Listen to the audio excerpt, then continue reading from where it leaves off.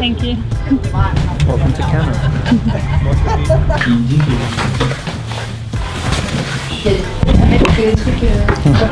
400. So we've just come to the Isle of Canna, where about 50 people live in the whole island, so it's a bit weird. And we've come to a little beauty shop, and it's an honesty system.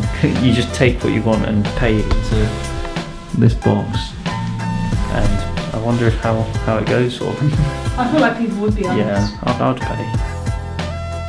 And also, so our boat driver, or what do you call a boat? The guy who drives the boat, told us about this behind me, where people, when they bring their boats here, they write their names and the year they bought it, which is quite a cool thing to do because it's so remote. Not many people come here. So. How was Canna? Very pretty, very small, and all of the shops are honesty boxes. So there we go. That's Canna summed up. It was really nice. It's really nice. It's really weird. Like, it's a completely different lifestyle. For 60 people live on this massive island. It's weird. Our boat's just moored up and it's ready for us to join, so we're going to go and jump on.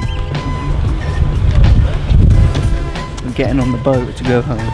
But we did see loads of puffins, which was really cool. And here's some of my pictures. And dolphins. Oh, and dolphins, which are really cool. I think Hannah videoed them. Yeah, I did.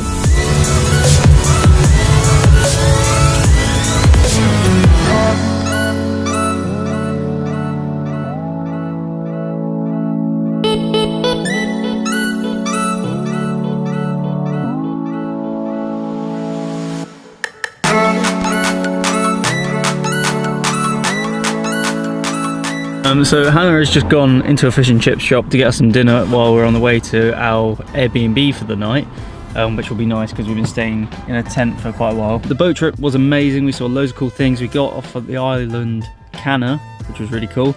We saw seals, golden hawks, puffins, loads of cool things. Got loads of good pictures, although I'm much more of a portrait photographer and like taking pictures of people, so I have even taken pictures of the crew and some other things which are probably better than my wildlife.